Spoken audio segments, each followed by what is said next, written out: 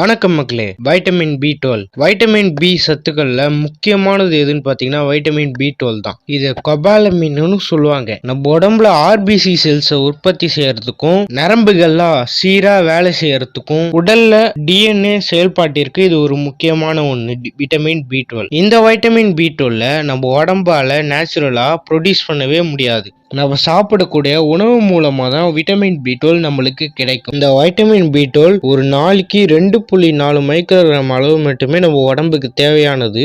ஒரு நாளைக்கு தேவையான அளவு கம்மியாவே இருந்தாலுமே நிறைய பேர் வைட்டமின் B12 டிஃபிஷியன்சியால கஷ்டப்பட்டு தான் இருக்காங்க. முதலாவது வைட்டமின் B12 டிஃபிஷியன்சி வருவதற்கு காரணம் என்ன, அதை பத்தி நம்ம பார்க்கலாம். Causes of vitamin B12 deficiency. Number 1, vegetarian diet or vegan diet. சைவ உணவு சாப்பிட்றவங்களோ அசைவ உணவை முற்றிலும் தவிர்த்து வீகன் டயட்டை ஃபாலோ பண்றவங்களோ அவங்களுக்கு ஈஸியா விட்டமின் B12 டிஃபிஷியன்சி வந்துடும். இதுக்கு என்ன காரணம்னு பாத்தீங்கன்னா வைட்டமின் B12 சைவ உணவுல இருக்கிறத விட அசைவ உணவுல தான் அதிகமா இருக்கு. அதனால வைட்டமின் B12 குறைபாடால கஷ்டப்படுறாங்க. Number 2, intestine problem. குடல் சார்ந்த நோய்கள், குடல் சார்ந்த பிரச்சனைகள், குரோனிக் டிசீஸ், சிரியாசிஸ் டிசீஸ், இந்த மாதிரி குடல் சார்ந்த ஏகப்பட்ட பிரச்சனை இருக்கவங்களால அவங்களால சாப்பிட்ட உடனே அதுல இருக்கிற சத்து அவங்களால எடுக்கவே முடியாது. குடல் சார்ந்த பிரச்சனை இருக்கிறதுனால அவங்களால சாப்பாடுல இருந்து எந்த சத்தையும் எடுக்க முடியாததுனால விட்டமின் B12 டிஃபிஷியன்சியால ஈஸியா அஃபெக்ட் ஆகுறாங்க.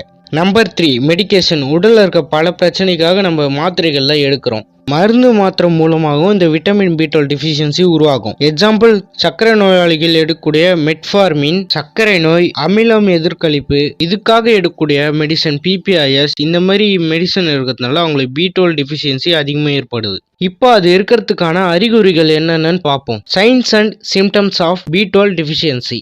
Number 1, anaemia. ரத்த சோகை இருக்கிறவங்களும் இந்த மாதிரி B12 டிஃபிஷியன்சி இருக்க வாய்ப்பு இருக்கு. உடம்புல வைட்டமின் B12 டிஃபிஷியன்சி இருக்கும் போது RBC செல்ஸ் குறைய ஆரம்பிக்கும். வைட்டமின் B12 டிஃபிஷியன்சி இருந்தா ரத்த சிவப்பு அணுக்கள் குறையறது மட்டும் இல்லாம சிகப்பு அணுக்கள்ல குறைபாடுமே உண்டாகும். இத மெக்னோபிளாஸ்டிக் அனிமியான்னு சொல்லுவாங்க. ரத்த சோகை இருக்கிறவங்களுக்கு என்னென்ன அறிகுறி இருக்குமோ அதே அறிகுறி B12 டிஃபிஷியன்சி இருக்கிறவங்களுக்கும் இருக்கும். எக்ஸாம்பிளுக்கு அவங்க ரொம்ப லேசியா இருப்பாங்க, அவங்க முகம் ரொம்ப வெள்ளை வெள்ளைன்னு இருக்கும், அவங்களுக்கு ஆன்சைட்டி இருக்கும், மூச்சு விடுறதுக்கு சிரமமா இருக்கும், பசியின்மை அவங்களுக்கு ஏற்பட்டுரும். இதுல சொன்ன எல்லா பிரச்சனையும் இருந்துச்சுன்னா அவங்களுக்கு வைட்டமின் B12 டெஃபிஷியன்சி இருக்கிறதுக்கான வாய்ப்புகள் அதிகமா இருக்கு. Number 2, tingling and numbness. கை கால்கள்ல எரிச்சல் இல்ல மதமதப்பு. நரம்பு மண்டலம் ஒழுங்கா வேலை செய்யறதுக்கும் மயோலின்றத ஒன்ன உற்பத்தி செஞ்சு மூளைக்கு ஆர்டர்ஸ் எல்லாம் டிரான்ஸ்பர் பண்றதுக்கும் மிகவும் அவசியமான சத்து வைட்டமின் B12. ரத்தத்துல வைட்டமின் B12 டிஃபிஷியன்சி இருக்கும் போது நரம்புகள்லாம் ஒழுங்கா வேலை செய்யாது. இது காரணமாக கை கால்கள்ல மரத்து போயிடும், மசில் கிராம்ப் ஏற்படும், உள்ளங்கைகள்ல ஒரு எரிச்சல் ஏற்படும், கால்கள் எல்லாம் எறும்பு நடக்கிற மாதிரி இருக்கும். இந்த சிம்டம்ஸ் எல்லாமே வைட்டமின் B12 டிஃபிஷியன்சி இருக்கிறதுக்கான அறிகுறி தான். Number 3, weakness and tiredness. நீங்க எப்பயுமே லேசியாகவும் டயர்டாகவும் ஃபீல் பண்றீங்கன்னா உங்களுக்கு விட்டமின் B12 டிஃபிஷியன்சி இருக்கிறதுக்கான வாய்ப்புகள் அதிகமா இருக்கு. நம்ம உடம்புக்கு தேவையான ஆக்சிஜன் அப்புறம் எனர்ஜி எப்பயுமே செல்ஸ் மூலமா தான் டிஸ்ட்ரிபியூட் ஆகும். விட்டமின் B12 டிஃபிஷியன்சி இருக்கிறதுனால red blood cells RBC cells எல்லாம் குறைவா இருக்கிறதுனால செல்களுக்கு தேவையான ஆக்சிஜன் போதிய அளவுல டிஸ்ட்ரிபியூட் பண்ணவே முடியாது. இதனால உங்களுக்கு லேசினஸா இருக்கும், எந்த வேலையுமே உங்களால உருப்படியா செய்ய முடியாது, எப்பயுமே டயர்டாவே ஃபீல் பண்ணீங்க, உங்களுக்கு எதுலையுமே கான்சென்ட்ரேஷன் இருக்காது, ஃபோக்கஸாவே இருக்க மாட்டீங்க. உங்களுக்கு விட்டமின் B12 டிஃபிஷியன்சி இருக்கிறதுக்கான வாய்ப்புகள் அதிகமா இருக்கு.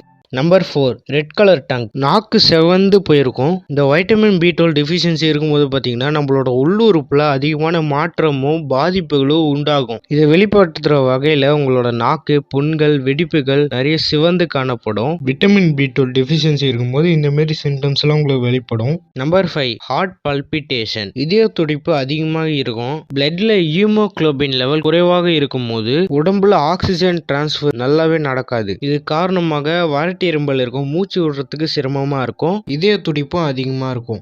இந்த 5 சிம்டம்ஸ்ல உங்களுக்கு 3 or 2 சிம்டம்ஸ் உங்களுக்கு இருக்குன்னா விட்டமின் B12 டிஃபிஷியன்சி இருக்கிறதுக்கான வாய்ப்புகள் அதிகமா இருக்கு. இந்த வைட்டமின் B12 டிஃபிஷியன்சியை நம்ம குறைக்கிறதுக்கு மருந்து மாத்திரை தான் எடுக்கணும்னு இல்லை, நம்ம சாப்பிட்ற உணவு மூலமாகவே நம்மளோட விட்டமின் B12 டிஃபிஷியன்சியை குறைச்சிடலாம். இந்த வைட்டமின் B12 சக்தி எந்தெந்த உணவுல இருக்கு அதை பற்றி நம்ம இப்போ பார்ப்போம். Top 10 vitamin B12 foods.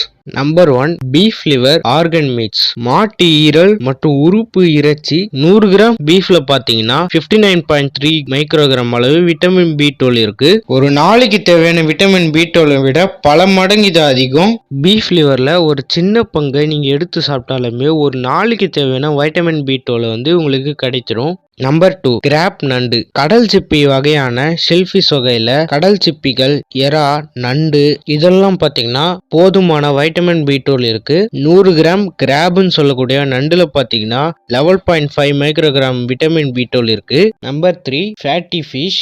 நிறைய கொழுப்பு இருக்கிற மீனான மத்தி, சூறை, காணங்கிழத்தி, சாலமன் இந்த மீன்கள்லாம் பாத்தீங்கன்னா வைட்டமின் B12 அதிகமா இருக்கு. மீன்கள்ல கம்மியான விலையில கிடைக்கக்கூடிய மத்தி மீன்ல பாத்தீங்கன்னா 100 கிராம் மீன்ல 8.2 மைக்ரோகிராம் விட்டமின் B12 இருக்கு. அது மட்டும் இல்லாம இந்த மீன்ல புரோட்டீன், ஃபேட்டிக் ஆசிட், அயன் இருக்கு. Number 4 red meat. சிகப்பு இறைச்சி, அதாவது மாட்டு இறைச்சி மற்றும் ஆட்டு இறைச்சியில பாத்தீங்கன்னா போதிய அளவு விட்டமின் B12 இருக்கு. 100 கிராம் பீஃப்ல பாத்தீங்கன்னா 2.7 மைக்ரோகிராம் விட்டமின் B12 இருக்கு. இது ஒரு நாளைக்கு தேவையான வைட்டமின் B12 விட பல மடங்கு அதிகம். நம்பர் 5 எக்ஸ், அதாவது முட்டை. எல்லா விதமான முட்டையிலுமே பாத்தீங்கன்னா போதிய அளவு விட்டமின் B12 இருக்கு. ஒரு முட்டையில பாத்தீங்கன்னா 0.8 மைக்ரோகிராம் விட்டமின் B12 இருக்கு. ஒரு நாளைக்கு 2 இல்ல 3 முட்டை எடுத்துட்டு வந்தாலே விட்டமின் B12 டிஃபிஷியன்சி குறைஞ்சிரும். அடுத்து சைவ உணவுல எந்தெந்த உணவுலலாம் விட்டமின் B12 இருக்கு அதை பத்தி நம்ம பார்ப்போம். நம்பர் 1 சோயா மற்றும் சோயா சார்ந்த ப்ராடக்ட். சோயா பீன்ஸ்ல இருந்து எடுக்கக்கூடிய soya chunks, soya milks, tofu இதெல்லாம் பாத்தீங்கன்னா நல்ல அளவான வைட்டமின் B12 இருக்கு. 100 ml சோயா மில்க்ல பாத்தீங்கன்னா 1.2 மைக்ரோகிராம் விட்டமின் B12 இருக்கு. 100 கிராம் டோஃபுல 1.5 மைக்ரோகிராம் விட்டமின் B12ம் 100 கிராம் சோயா சங்க்ஸ்ல 0.9 மைக்ரோகிராம் விட்டமின் B12 இருக்கு. ஸோ சைவ உணவு சாப்பிட்றவங்களுக்கு விட்டமின் B12 எடுக்கணும்னா சோயா உணவு சார்ந்தவங்களா எடுக்கணும். Number 2 milk and milk product. பால் மற்றும் பால் சார்ந்த உணவுகள். பால் சார்ந்த உணவுகளான தயிர், வெண்ணெய், பன்னீர் போன்றவற்றிலும் பாத்தீங்கன்னா போதுமான விட்டமின் B12 இருக்கு. 100 ml பால்ல பாத்தீங்கன்னா 0.9 மைக்ரோகிராம் விட்டமின் B12 இருக்கு. ஸோ டெய்லி நீங்க 250 ml பால் குடிச்சிட்டு வந்தாலே உங்களுக்கு வைட்டமின் B12 கிடைச்சிரும். 100 கிராம் பன்னீர்ல பாத்தீங்கன்னா 0.8 மைக்ரோகிராம் விட்டமின் B12 இருக்கு. 100 கிராம் தயிர்ல பாத்தீங்கன்னா 0.5 மைக்ரோகிராம் விட்டமின் B12 இருக்கு. Number 3 mushrooms. அனைத்து வகையான காளான்களுமே 1 மைக்ரோகிராம் குறைவான மைக்ரோகிராம் விட்டமின் B12 இருக்கு. ஸோ டெய்லியும் மஷ்ரூமை சாப்பிட்டுட்டு வந்தாலே விட்டமின் B12 உங்களுக்கு ஒரு நாளைக்கு தேவையானது கிடைக்கும். Number 4 nuts. பாதாம். பாதாம்ல பாத்தீங்கன்னா போதிய அளவு வைட்டமின் B12 இருக்கு. பாதாமை நீங்க அப்படியே சாப்பிட்றத விட தண்ணியில ஊற வச்சு அடுத்த நாள் எடுத்து தோலை உரிச்சு நீங்க சாப்பிடணும். அது மட்டும் இல்லாம இந்த பாதாம் பாலும் சாப்பிட்றீங்கன்னா உங்களுக்கு இன்னுமே ஈஸியா வைட்டமின் B12 கிடைக்கும். 100 ml பாதாம் பால்ல பாத்தீங்கன்னா 0.1 மைக்ரோகிராம் அளவு விட்டமின் B12 இருக்கு. Number 5 vegetables and fruits. பொதுவாக காய்கறி மற்றும் பழங்கள்ல பாத்தீங்கன்னா சொல்லக்கூடிய அளவுல விட்டமின் B12 இல்ல. இருந்தாலும் ஒரு சில காய்கறிகள்ல மிக மிக குறைந்த அளவு விட்டமின் B12 இருக்கு. அது என்னன்றத பத்தி இப்போ நம்ம பார்ப்போம். காய்கறிகள்ல பாத்தீங்கன்னா பீட்ரூட், பொட்டேட்டோ, கீரைகள், பரங்கிக்காய் இதெல்லாம் பாத்தீங்கன்னா கொஞ்ச அளவு போதிய அளவு வைட்டமின் B12 இருக்கு. பழங்கள்ல பாத்தீங்கன்னா ஆப்பிள், வாழைப்பழம், ஆரஞ்சு, மேங்கோஸ் இதெல்லாம் பாத்தீங்கன்னா வைட்டமின் B12 இருக்கு. என்ன மக்களே, இன்னைக்கு வைட்டமின் B12னா என்ன, அது என்னென்ன காரணங்களால வருது, அது மட்டும் இல்லாம அது என்ன சிம்டம்ஸ் இருக்கும், அது வந்தா சிம்டம்ஸ் இருந்துச்சு உங்களுக்கு சரி செய்யணும்னா என்னென்ன உணவுகள் மூலமா அதை சரி செய்யலாம், அதை பத்தி நீங்க நம்ம பார்த்தோம். மக்களே, இதே மாதிரி நிறைய விஷயத்த தெரிஞ்சுக்க நம்ம சேனல் லைக், ஷேர், கமெண்ட் பண்ணுங்க. மறக்காம சப்ஸ்கிரைப் பண்ணுங்க. தேங்க்யூ ஃபார் வாட்சிங்.